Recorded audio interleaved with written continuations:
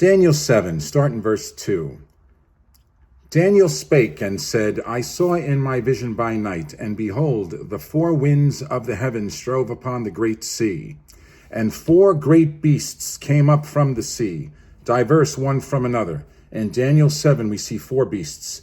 In Revelation 13, we'll see that they'll be combined into one. Daniel 7, verse 4. This is referring to Babylon right here. The first was like a lion, and had eagle's wings.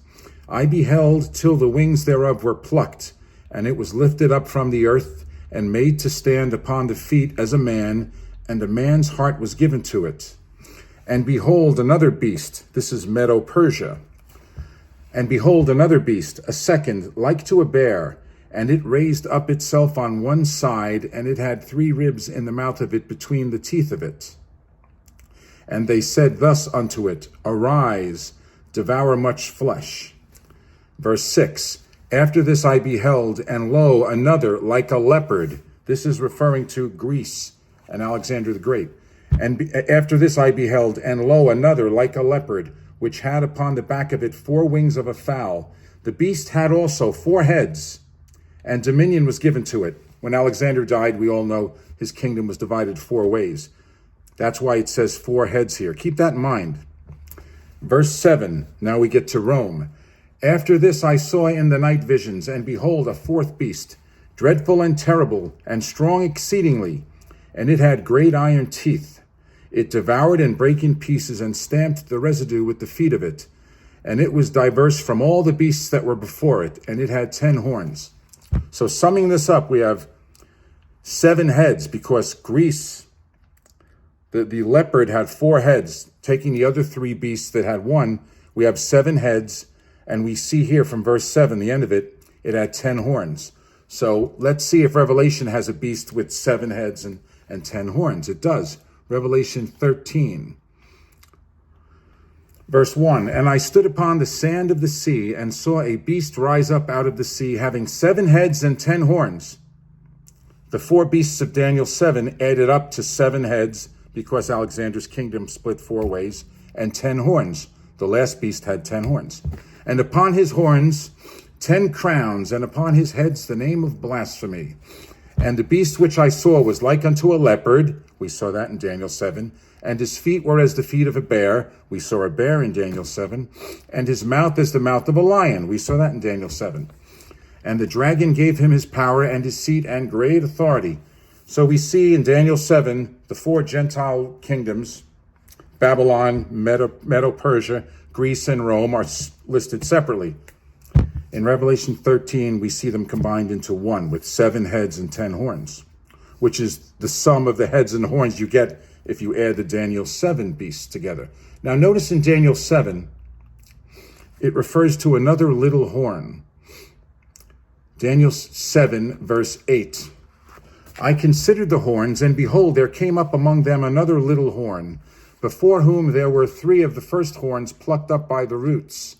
And behold, in this horn were eyes like the eyes of man, and a mouth speaking great things. If you go down then to verse 20, it refers to this horn again. Well, let's go to verse 19 of Daniel 7. Then I would know the truth of the 4th beast, Rome, and its various resurrections, which was diverse from all the others, exceeding dreadful, whose teeth were of iron, and his nails of brass, which devoured, brake in pieces, and stamped the residue with his feet. And of the 10 horns that were in his head, and of the other which came up, and before whom 3 fell, even of that horn that had eyes and a mouth that spake very great things, whose look was more stout than his fellows. I beheld, and the same horn made war with the saints, and prevailed against them. Is that referring to that horn committing an inquisition? It's a power associated with Rome making war with the saints. Go down to verse 25. And he shall speak great words against the Most High, and shall wear out the saints of the Most High in inquisitions, and think to change times and laws. Well, we know from the Day of the Sun edict from Constantine and from the Council of Laodicea, Canon 29, Rome did think to change the Sabbath, and a religious power associated with it, a Roman church, did change the day of worship. It changed times and laws. So we see from Daniel 7 a religious power associated with Rome. If you go to Revelation 13, and you can read all about this religious power as well in Revelation 17. Read that on your own. Go to Revelation 13, verse 11. And I beheld another beast coming up out of the earth, and he had 2 horns like a lamb, and he spake as a dragon, a false religious power. That's what it's referring to. It's not referring to anything else. It's a false religious power associated with the resurrected Roman Empire that is to come. And he exercises all the power of the first beast before him, and causes the earth and them which dwell therein to worship the first beast, whose deadly wound was healed. And he does great wonders, so that he makes fire come down from heaven on the earth in the sight of men, and deceives them that dwell on the earth by the means of those miracles which he had power to do in the sight of the beast, saying to them that dwell on the earth, that they should make an image to the beast, which had the wound by a sword and did live. We are literally warned in Revelation 13 of a false religious power that's going to make fire come down from heaven, and yet the whole world is going to be deceived by it anyway. How is that even possible? We're literally warned about something, and yet the whole world is still going to be deceived about it. I'm not surprised. You would think that the ancient Israelites, having seen the plagues, having seen the firstborn of the Egyptians slain, having seen the Red Sea part so that they walked through, you would think that they wouldn't almost immediately go ahead and make a golden calf when Moses was up on the mount. It seems no matter how impossible it will be to deceive people, you would think, even when you warn them against something, it really isn't. People will follow the crowd. This false religious power is going to be calling fire down from heaven. It's literally warned against, and most of the world's going to swallow it hook, line, and sinker. Why? I'm just surmising here. Professing Christianity is on the decline throughout the Western world and in Europe. Could it be that this false religious power is going to be seen as saving Western Christianity, as saving traditional Christian values? Just a thought. People not knowing the scriptures will think, well, it's reviving religion. That's a good thing. It's professing Christ. This is just a scenario on how it could arise. People see their traditional Christian values in Europe and in the Western world are being threatened for various reasons. They might look at this power as saving the Christian faith. But if you see a power affiliated with a resurrected Roman Empire in Europe, if you get a strong military power, a united Europe arising, and a religious leader associated with that, I would start being ready to see miracles real soon and fire coming down from heaven. Do not follow that person. And yet most will, even though it's literally warned against here. How do we avoid this deception? It really isn't hard. If you go to 2 Thessalonians 2, let me read this in the New King James Version. 2 Thessalonians 2. Start in 2 Thessalonians 2, start in verse 3. Let no one deceive you by any means, for that day will not come unless the falling away comes first. And the man of sin is revealed, the son of perdition, who opposes and exalts himself above all that is called God or that is worshipped, so that he sits as God in the temple of God, showing himself that he is God. Do you not remember that when I was still with you, I told you these things? And now you know what is restraining, that he may be revealed in his own time. For the mystery of lawlessness is already at work. Only he who now restrains will do so until he is taken out of the way.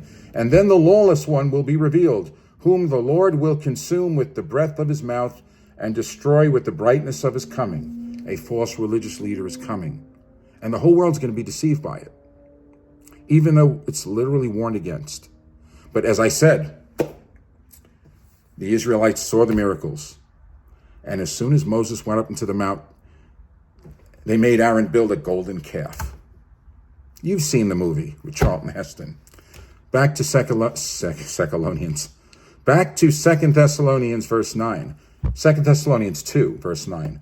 The coming of the lawless one is according to the working of Satan, with all power, signs, and lying wonders, Listen to this. And with all unrighteous deception among those who perish, because they did not receive the love of the truth, that they might be saved. And for this reason, God will send them strong delusion, that they should believe the lie, that they all may be condemned who did not believe the truth, but had pleasure in unrighteousness. If you don't love the truth, you will be deceived. Excuse me. So go read that on your own time. Go read Daniel 7.